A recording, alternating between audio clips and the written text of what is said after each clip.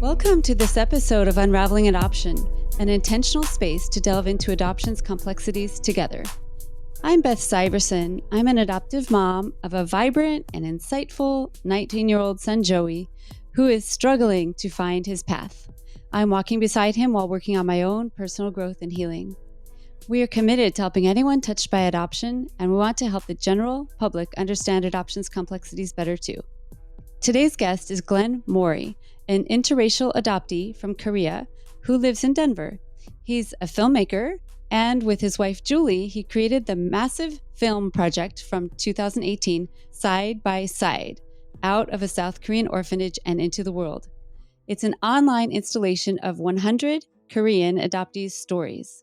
His film provides no commentary or agenda, but it delivers raw and emotional stories by people affected by adoption from Korea. Each subject is filmed identically against a neutral background, facing the camera and sharing their story in a monologue. Glenn and Julie have created several different vehicles to deliver these emotional and eye-opening stories. You can watch 9 of the stories in the 38-minute compilation, or they've created 10 different thematic montages on topics such as seeking identity, motherland, and aging out of the Korean orphanages. Or you can listen to 15 of the stories in an Audible original compilation. Or you can watch all 100 in their entirety if you wish. They're all available through the website sidebysideproject.com. Glenn and his film have been featured in Forbes magazine, NPR All Things Considered and Morning Edition, New York Times, and Psychology Today. And today he's here to talk to our Unraveling Adoption audience about his life, his film project, and about what it's like being an Asian American man and an Asian American adoptee. So welcome to Unraveling Adoption, Glenn. Well, thank you. And thank you for such a thorough introduction. I really appreciate that. I hit all the points. Okay, good. Well, my wife and I watched Side by Side, the 38-minute compilation, and I've watched a couple of the other montages, and we were just very moved. It's so simple and complex at the same time. And I hope lots of people will find it new with this podcast who haven't heard about it yet.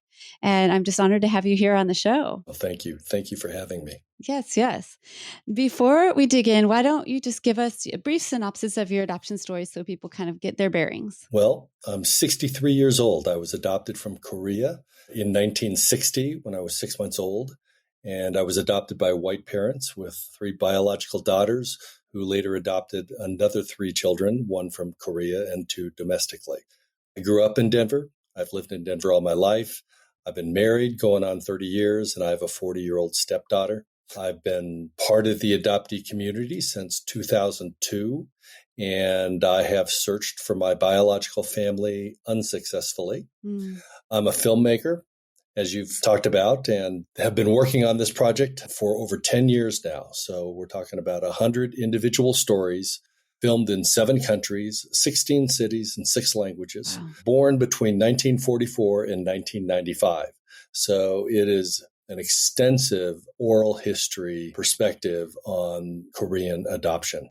Side by Side, as you mentioned, is also adapted as a New York Times Op Doc and an Audible original. Both of those adaptations are under the title Given Away. Okay, very good. Wow, 1940 something? A Korean adoptee? Because I was thinking you were kind of on the top edge of things as far as ages of adoptees. Well, many of the early wave adoptees were already older children. Oh, okay. So they were probably in that same right after the Korean War, right? Yes. Is that when it started? Yes. So they were not little babies. I see. Because I don't know how to say this well, but I don't usually think of people your age as adoptees. My idea of an adoptee is, 20 or 30-year-olds, maybe because especially Koreans, I think that was the age of the big wave in the 80s. Is that how old they would be now? Yeah, in their 30s. Yeah, I think that's true. And younger, far younger. So intercountry adoption peaked between 2000 and 2010. Oh. Most of those adoptions did not come out of Korea. They came out of other countries around the world, frankly. Okay. And so, yes, the majority of intercountry adoptees in the U.S. are far younger than I am. How does that make you feel? Like, do you feel like an outlier? Do you feel like an OG? Like, Not at all. And the reason for that is because, first of all, there were a lot of us in the earlier years, tens and tens of thousands in the US alone, oh, okay. not to mention around Europe. So those of us who were adopted during that era, we are now very much either in the peak or, in my case, late in their career journey. Mm-hmm. And so for many of us, that career has turned to being a voice Mm-hmm. for intercountry adoption and Korean adoption. Mm-hmm. And so I am part of this rising wave of voices who are really speaking to their experiences and providing a perspective on intercountry adoption and adoption at large that really has been neglected for a long time. And Mm-hmm. that is the adoptee voices themselves. Yeah, you're uniquely placed as a leader and a strong voice and advocate for adoptees. I think that's really great. Before you made Side by Side, were you already a filmmaker? Was that your career path and then it just went toward adoption, or? Yes, I've been a filmmaker for 40 years. Most of that time was spent in commercial filmmaking, some documentary work, and I retired from the commercial side in 2012, leaving me the opportunity, and my wife, who has been my creative partner in filmmaking for nearly 40 years, leaving us the opportunity to focus on Side by Side. Okay, so you retired from your filmmaking job, and did you go, I want to make an adoption film, or how did that evolve? Yes, that's pretty much what happened. Really? I was joking. Prior to 2012, we never would have had the time to do this. Uh-huh. After 2012, we did. Wow. And it's been an amazing and illuminating journey for me I personally, for my wife as well, Julie. And it's been the experience of a lifetime, and it's been the most meaningful professional work of my career. I bet. And why don't you rattle off all the countries that you went to for this film? Okay. South Korea, of course, the US. But in addition to those, France, Denmark, Netherlands, Sweden, Australia. Okay, good. When we watched the film, it was so interesting. My own reaction to seeing a Korean looking person speaking French or Dutch or Swedish. I was like, but it's the same thing as speaking English, to see a Korean face speaking English, but we're just used to that.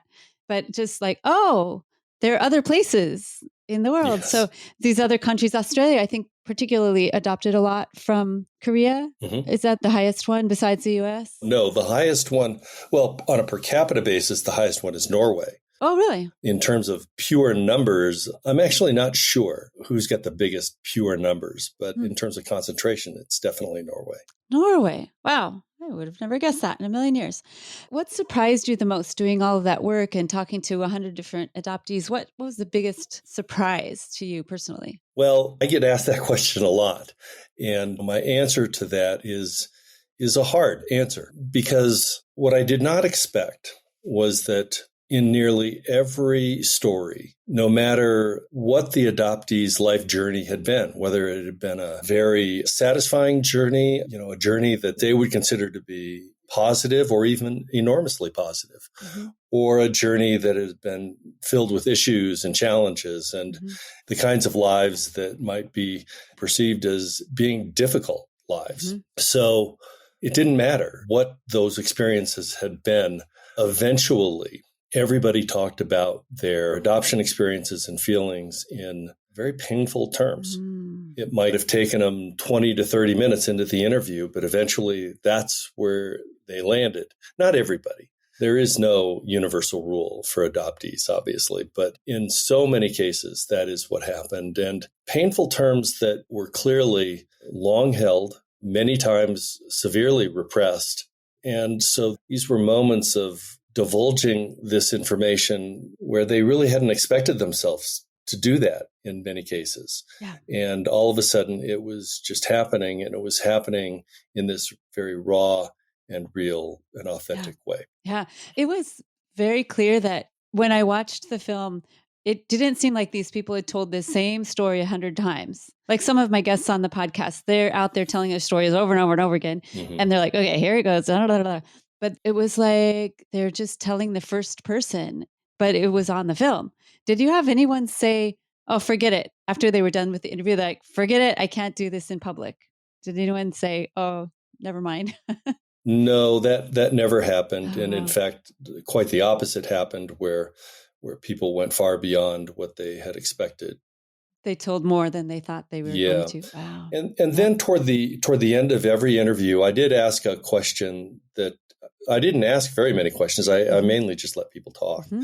but I did ask most people the question of how much of this have you told other people, Hmm. your family, your spouse, your partner, your loved ones, how much of this have you told? Hmm. And most of the time, the answer was very little. Wow. So your film really gave them a chance to kind of have this catharsis, I bet. And have you stayed in touch with these 100 people? Have any of them said, Oh "Yeah, yeah. I'm in therapy now," or or I've made some other change? Have people shifted since they were in the film? Oh, absolutely. I mean, most of this filming occurred 7 years ago Hmm. or even more. And so, filming like this, it ends up being a snapshot of a person's life, Hmm. right? It's everybody's lives are in motion. Hmm. And so everybody changes and sometimes dramatically. Hmm. But what I firmly believe is that those snapshots are true Hmm. and that they're valuable to other adoptees, to people who support adoptees. They're valuable. And as such, it doesn't matter that they're 7 or 8 years old, Hmm. they are nonetheless true. Oh, absolutely. Well, your project is it's just fascinating in that way. And I know that most of your subjects were adoptees, but there were some that were never adopted. They aged out of the Korean orphanage system. How did you find them, first of all? And how are they doing?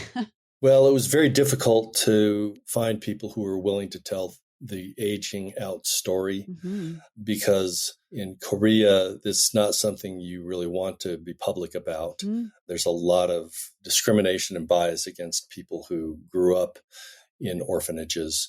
So, a couple of things happened. One is that we were very fortunate to get 11 stories from those people. Wow. And we were even more fortunate to get women Hmm. who would tell their stories because those women who are married were unable to do so. They were unable to Oh, get permission, I oh, guess, from oh my goodness. from their husbands to do so. Wow. And so every woman that we talked to was unmarried for whatever reason. Hmm. It was important for us to provide a platform for those stories.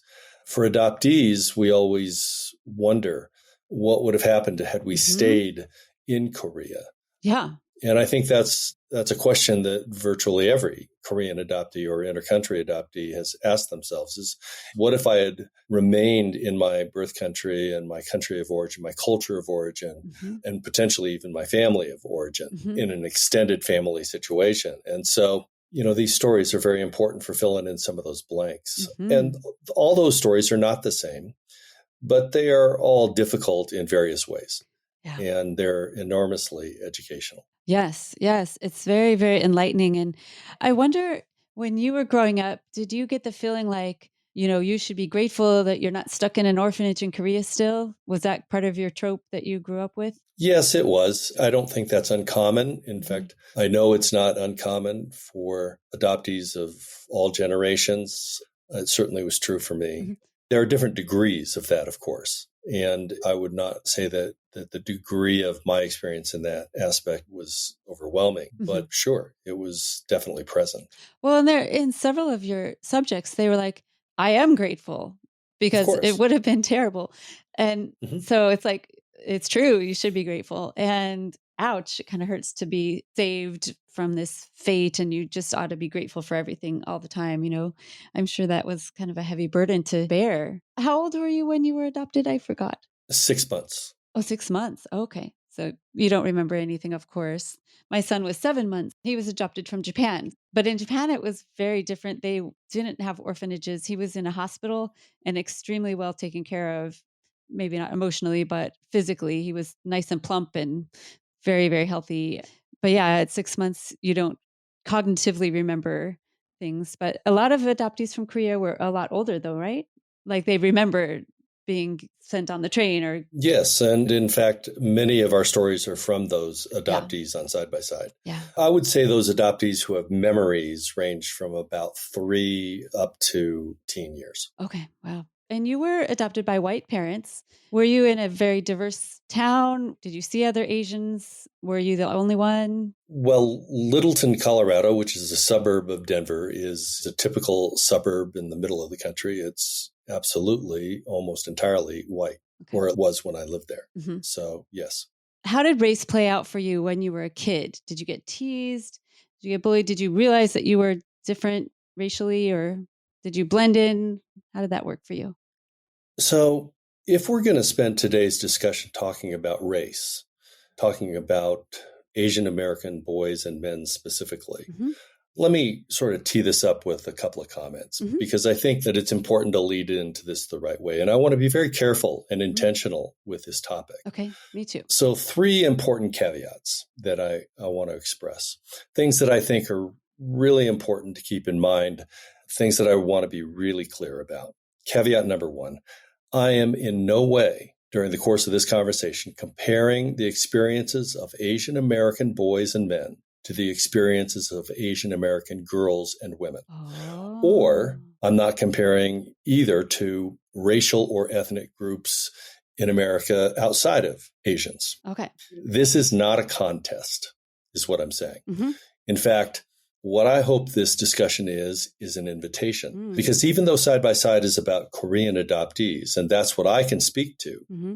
I'd like to invite you to apply these issues to your own family, because I think it's more than possible. Caveat number 2 is that I am not expressly telling my story today. Okay. I'll work very hard, in fact, to only talk about feelings and experiences that have been broadly related to me by other intercountry transracial adoptees, either as part of the Side by Side project or out in the adoptee community. And caveat number 3 is nothing that I talk about is true for everyone.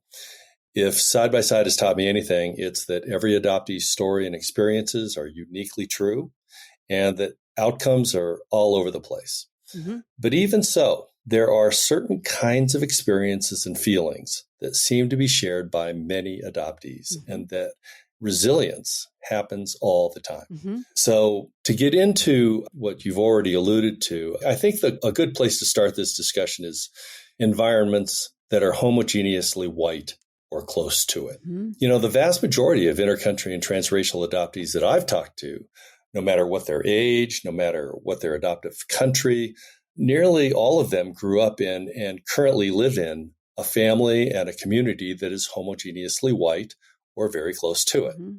The statement, "I was the only one," is probably the most frequently repeated statement in all of the 100 stories. Wow. And so we have to deal with that. And the way we often deal with that is by not thinking about it or even bringing it up. Mm-hmm. I mean, as adoptees, we try to live in a way that has nothing to do with being Asian or being adopted. And we rarely acknowledge or discuss those things. And in fact, mm-hmm. we often say that our adoption and our race aren't important to who we are, mm-hmm. and that they certainly don't define us. Mm-hmm. And the people around us are often willing to ignore those things along with us. And they say things mm-hmm. like, "I don't think of you as Asian," which really means I don't see the need to recognize and acknowledge that you are Asian. So you see the problem, right? Mm-hmm. How do I ever acknowledge and come to terms with being an Asian boy or man if the people I'm closest to don't, or don't feel like mm-hmm. they need to? Yeah. How do you raise your hand and say, when you're 7, I really need to deal with this because it's confusing me and I don't understand how I can fit in and navigate this space. If everyone's saying, "Oh, I don't even see color. I don't even notice you're Asian," that shuts you down completely. But if that was the only dimension of the problem, it would be great because that's imminently correctable, right? Okay. Yeah. The problem, unfortunately, goes way deeper than that. The problem goes to self-image. And in America, we take our cues as to who is cool and who is good looking and who is admirable. We take all those cues from the entertainment industry. Okay. Mm-hmm. And so for Asian American men who grew up prior to the last 5 or maybe 10 years, Mm-hmm. we grew up in a time when Asian men were portrayed negatively, if they were portrayed at all. Mm-hmm. So what happens when Asian men are portrayed poorly in the media, especially portrayals that are not admirable, even remotely, like obsequious or sneaky or dishonorable characters, or just plain insignificant characters like a restaurant worker who speaks what's supposed to be a funny accent? Yeah. So not only does it make it hard then for society to see us positively, let alone as admirable or as the kind of man people look up to in America, it makes it hard for others to see us as a potential romantic partner. Sure. And ultimately, it makes it hard to see ourselves positively when we look in the mirror. Mm-hmm. And by the way, a lot of people might not want to call any of this racist or prejudiced. Those terms are so inflammatory. I get it. You might not want to call them those things, but I, for one, believe that's exactly what this is. What else could it be, right? Yeah. It's just in the water we're swimming in. So it's hard for people, especially white people, to see it. But thank you very much for bringing it out and talking about this, because what else can you call it? We're treating a whole group of people way differently and way worse. I don't know what else to call that but racism. Yeah. So the problem goes deeper than that. Okay. And it goes to personal experiences. You know, nearly every Korean adoptee that I've talked to, no matter their gender, no matter their sexuality, no matter their generation, including, frankly, today's adolescents and teenagers, nearly all Korean adoptees talk about being bullied, certainly as children, but often even as adults. So what happens when Asian men and boys are bullied? Well, it makes it hard for other people to be our friends, frankly. It makes it hard for people to be romantically interested in us. It makes it hard for us to not be defensive. Sure. And it makes it hard for us to not live angry. Yeah. Oof. So what happens? What can happen, I should say, when Asian men live angry and defensive and shamed? Well, they may become guarded. They may become secretive. They may become isolated. They may become alienated from groups or activities to which they should belong. Families, school classes, teams, clubs, colleagues, workmates. That's what can happen. So what is it like to live angry and defensive and shamed? Oof. There's an Asian American actor named John Cho. You may know him from the Harold and Kumar movies, or more recently, he plays Sulu in the latest Star Trek movies. Oh, okay. And I think I know who he is. a couple of years ago, he was interviewed on a podcast called Asian Enough. And I want to read you something that he said on that podcast, Okay. but I got to warn you that this is a very hard thing to hear. Okay. He said, "No one knows this except Asian American men. At least for a portion of our lives, we walk around and in our pocket is a clenched fist. And we're ready to fight because people have been shitting on our heads all our lives. And I just feel like there's an ultra-violent streak in so many Asian American men because of that anger, because of the emasculation." Wow. That's hard to take in, because the way a lot of us view Asians is that they're kind of gentle and pacifist and don't cause trouble. But what you're telling us, and what I've seen in my son, is that underneath that, I'm just going to go along with whatever's happening, is an immense amount of rage. And that's really painful. So I think what you have to do with that, or what I'd love for you to do with that, is to understand the anger.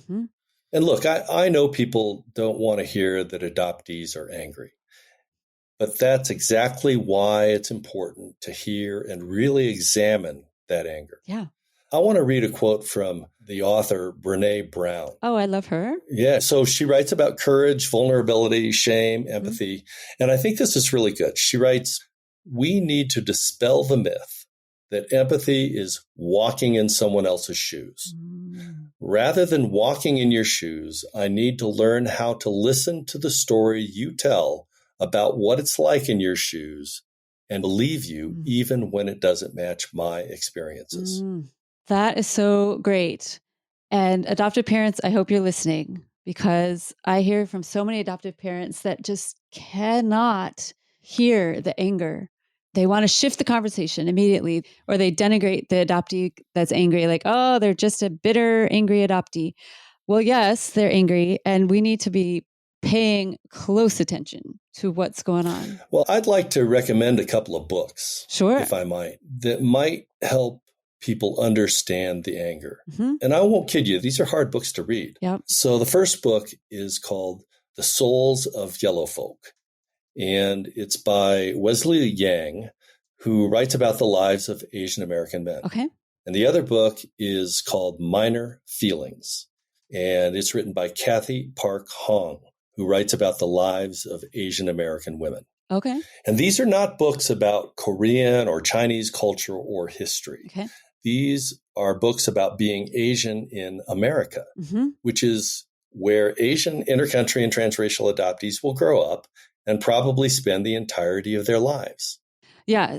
And you guys are at a very interesting intersection, because you don't have the culture knowledge of your home country, but you look Asian, but you're trained in the white culture almost exclusively, right? Korean adoptees, were all of your 100 subjects adopted by white people, right? I think there were 3 exceptions to that. Okay. Out of 89. 89. Okay. So pretty much we're just going to pretty much guess that they're going to be raised by white people.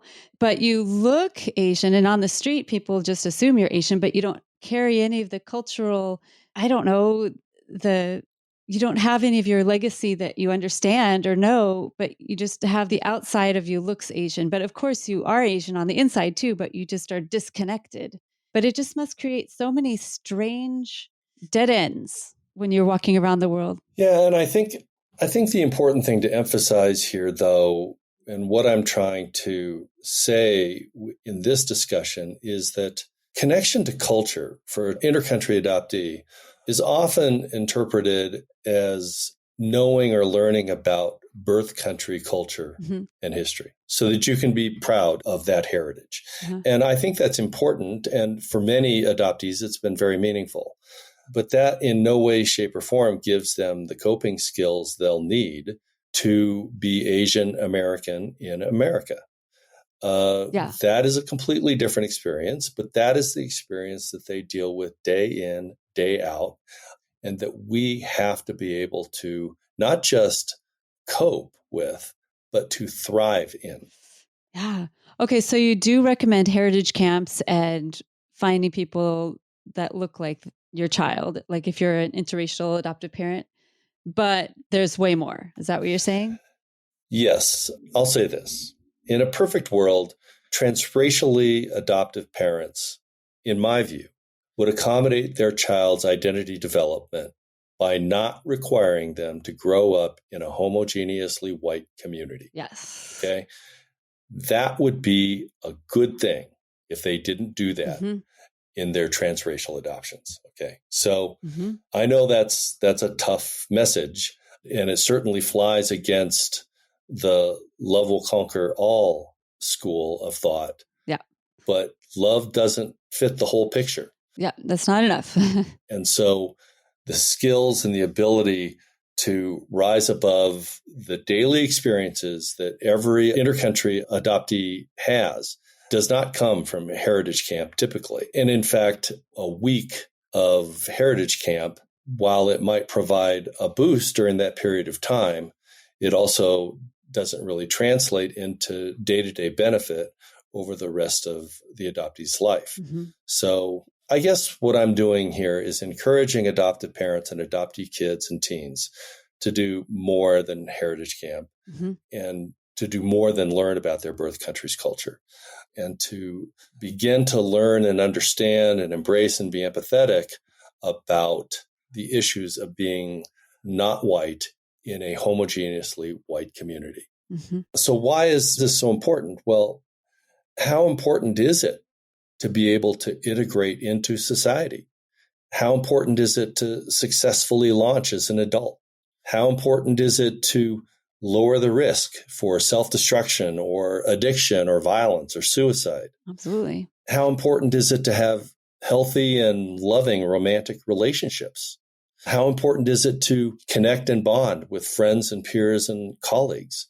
How important is it to feel positively about how people see you? And how important is it to be able to positively impact how people see you? Mm-hmm. How important is it to feel good about who you are when you look in the mirror? And so if the answer to all of those questions is it's really important to being a successful adult for life, then early on, the truths and the challenges of growing up as a child of color in a homogeneously white community have to be acknowledged. Yeah. Now, I concur completely. Our son, Asian American, I'm white. His dad is third generation Japanese American, but he grew up in a white school, got bullied every single day since elementary school. And at 15, tried to unalive himself primarily because of the bullying. I mean, that was the thing that kind of tipped him over the edge.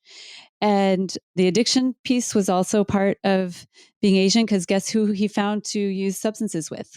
Other Asian kids that were getting bullied. So he found a community with his other drug using friends that were also Asian. We switched him a couple of different schools after his crisis, and we tried to do alternative schools and switched him to different schools. We put him in a highly Asian school, mostly Vietnamese, but there were all kinds of Asian people. And he was like, "Oh my God, mom, this is amazing. I have to look around and try to find some white people here. It's almost all Asians." I can't say he blossomed there because he was already kind of off the rails, but it made a huge difference for him. Mm-hmm. And that school was only 10 miles away. It wouldn't have been that hard for us to just switch him schools a long time ago. And I had actually tried, and his dad just refused. And it seems like it is a lot to ask, but fuck, we're asking these kids to come from another country and to come into our lives. Can we just move to a place where they can have some other Asian people to look at? Is that so hard? That's something we totally can do, right? And it feels like that's the least we should be able to do is to find a cohort, a community where they are not the only one. Like you were saying, your subjects in your film, I'm the only one. I'm the only one. That should not have to be. Well, I think the truth is that we as parents, we accommodate our children's needs. This is a need. Absolutely. Absolutely. Yeah. Joey, when he got a job at a Japanese resale store and there's not a white person on the staff, and the owners were like Japanese from Japan, Japanese, and he felt so at home there. It was amazing just watching him grow there and just watching him he told me, "Mom, I can let go of several layers of protection when I'm there because I'm not the one that sticks out. I just blend in. I stick out when I go into that store, It's great for me to experience that sometimes. But it's no small thing to be part of a group and not to feel so excluded." Well, I think that story really speaks to me because as adult adoptees, it often takes the love and support of other people to fight shame and isolation and alienation. Mm-hmm. It takes a community. And sometimes it takes therapy, which Asian American men rarely seek out. Mm-hmm. It took me 42 years on the planet to embrace being adopted and to embrace being Asian. Wow. And it took the support of a lot of people to do that, starting with my wife. Yeah. I found strength in my family. I found strength in the adoptee community. I found strength in the Asian American community. I found strength by being open to all of these groups and by becoming, in turn, an advocate for who I really am. Mm-hmm. You certainly are. You're just doing amazing work in this area. And I just hope so many people, I hope a whole bunch of white people go watch your film. I'm sure Koreans are drawn to your film, obviously, but I think if white adopted parents, if we went and watched your films, see the stories over and over and over, the repetition of the isolation and the feeling less than and feeling like you don't belong. And if we could just get a little bit better grasp on that, I think that we would be a lot better parents for our kids, whether they're Asian or not. A lot of our kids, if they're adopted, they're going to feel different. Even if they're the same race as you, they're going to feel out of place. They're going to feel a little like they don't fit in. So just the more we as parents can go expose ourselves to things like your film, I think the better.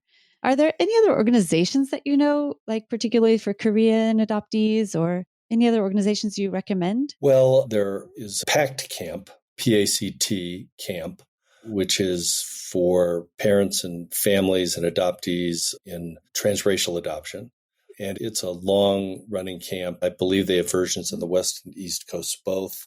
And it is part of a transition for these sorts of camps from just having a positive and supportive week and learning about your heritage and things like that, your birth heritage, to really taking on these issues that we've been talking about today directly.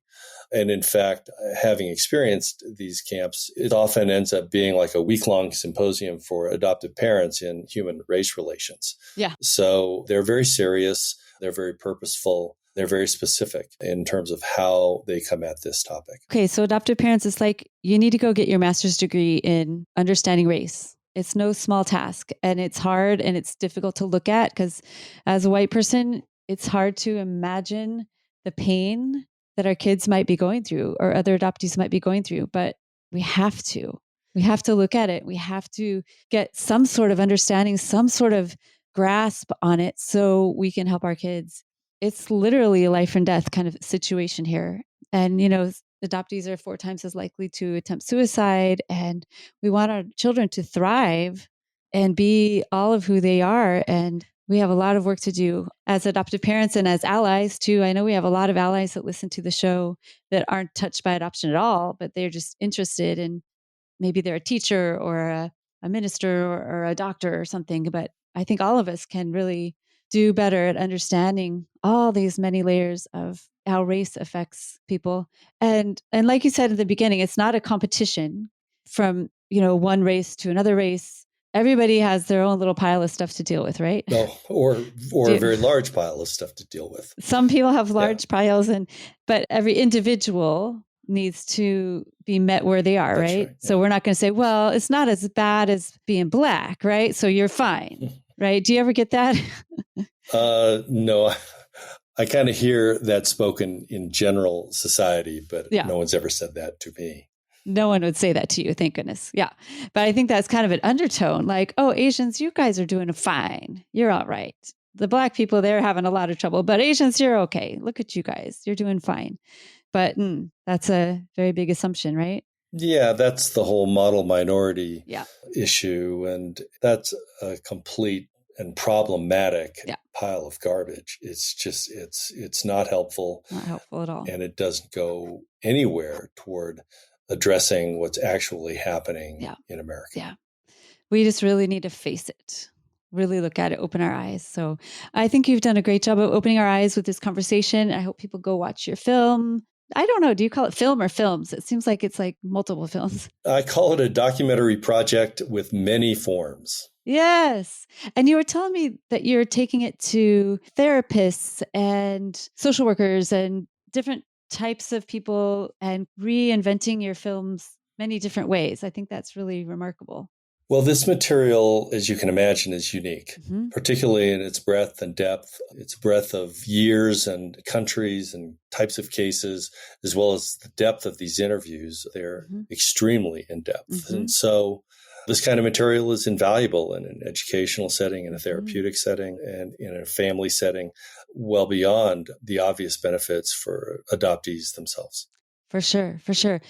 If people wanted to get a hold of you, if they have a great idea of a way to use your film project, would they just find you through your website, sidebysideproject.com? Yes, there's contact information on the website. I also welcome you to connect with me in social media. So any way that you like, we are in contact with adoptees and adoptive families all over the world every week. Wow, nice.